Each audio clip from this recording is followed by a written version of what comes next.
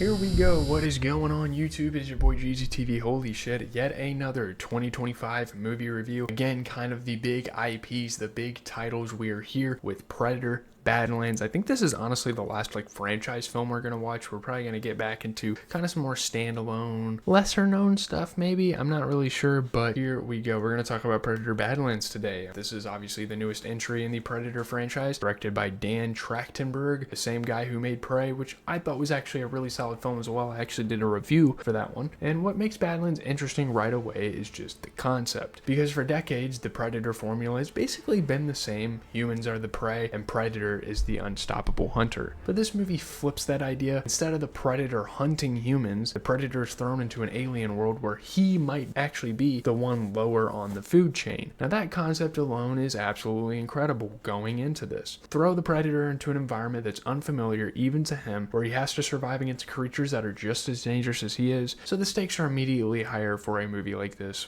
But the question is, does the movie actually deliver on that idea? Sort of. Let's talk about it.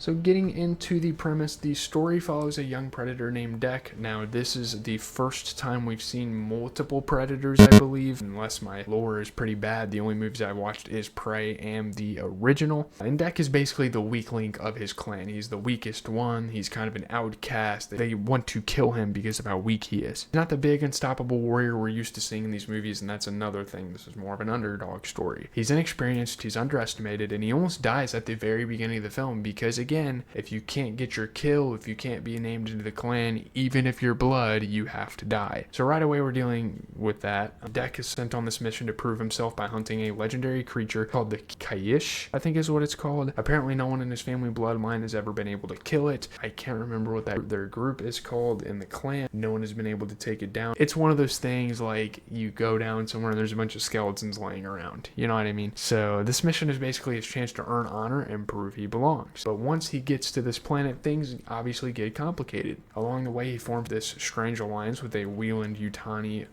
android named Thea, played by Ella Fanning, who's been in a lot of movies, and the two of them end up navigating this insane alien world together in search of the Kaish. Well, she knows where it is, but there you go. There are giant monsters, weird ecosystems, dangerous plants, bone bisons, flying creatures that look like pterodactyls, basically an entire ecosystem that feels like a video game world. Feels like that one dinosaur game, I can't remember what it's called. And that's honestly a pretty good way to describe the movie. It feels kind of like a survival game. It kind of feels like they throw you into this open world game. You move through levels, you meet allies, you face bigger enemies, and eventually you reach the boss fight, the boss monster. So that's kind of what I will say for the premise. So getting into the good, I don't really have any sections for this, but just for the good, I think the biggest strength of this movie, the thing that really carries it the most, is easily the concept. Having the Predator as the main character is very refreshing, because normally he's lurking in the shadows. He's kind of this background threat to these hunters, and that gets very tiring after a while. And a lot of these big time franchises kind of fall in that trap of doing the same thing over and over. You see Scream do a whodunit. You see all of these slashers have these icons, and there's final girls, and there's all these dumbass horror tropes. This movie suffered that for a while. The hunter in the woods getting tracked down. It is a predator. They are the prey. But he's the protagonist. He's not some horror monster. He gets the most screen time. He gets dialogue, which we don't see in a lot of Predator films.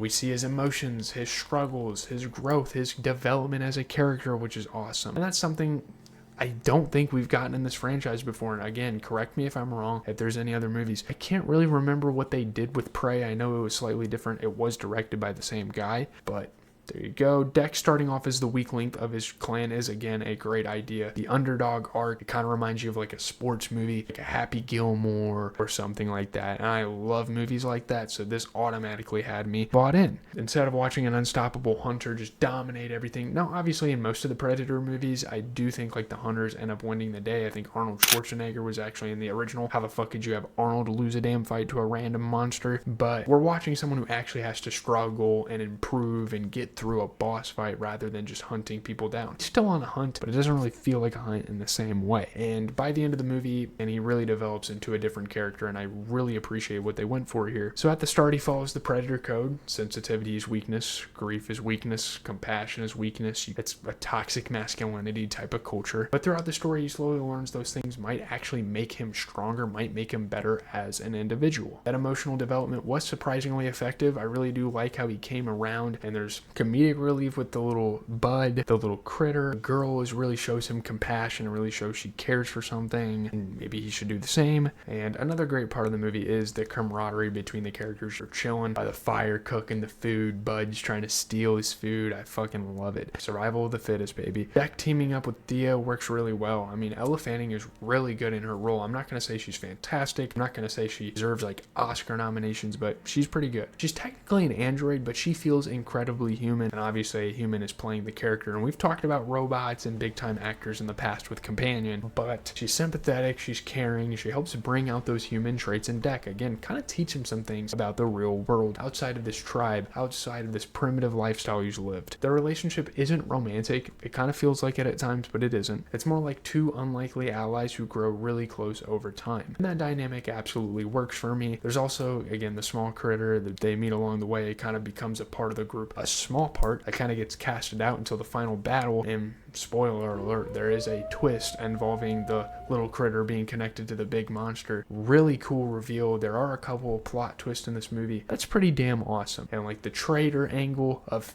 Thea kind of using him to bring him there. The world building too, just how the movie looks is pretty awesome. Like the alien planet full of bizarre creatures and environments. I love it. Like the razor grass, if you go through it, you're gonna get fucking turned into ribbons. You get giant creatures, you get strange plants, flying monsters, massive monsters, everything. It feels like you're in like the prehistoric times, even though it is like supposed to be taking place in the future and it is a futuristic movie. It feels creative. It feels like the kind of world you could easily imagine. And again, a sci-fi video game. Again, I think this movie is very video game like. I love movies like that. And visually it keeps the movie interesting even when the story kind of slows down, which I don't know if that's necessarily true. I don't know if it necessarily slows down, but you get what I mean. I also really liked how they expanded the Predator mythology, even as someone that hasn't really watched a whole lot of these movies. We get to see more about the Yautja, I think that's what it's called. I don't know how to say it. Their bloodlines, their warrior society. There's this whole thing under the surface that they never really covered in the previous movies, and I don't know if that's what it was supposed to be. I don't know if that's Dan's interpretation or his take on the franchise. It's very like a masculine, honor-driven warrior code, classic Predator lore, and it makes sense. It's cool seeing it explored kind of more deeply here. So getting into the bad, while the concept is strong, and again, like I said, it absolutely carries the movie, I just don't think the execution is all that good. The main issue I have is the movie never fully commits to the idea of Predator being prey. He still feels like the badass that we've gotten in many films. It's just the camera is on him now, and there's not really humans involved. Yes, Deck is in an unfamiliar world.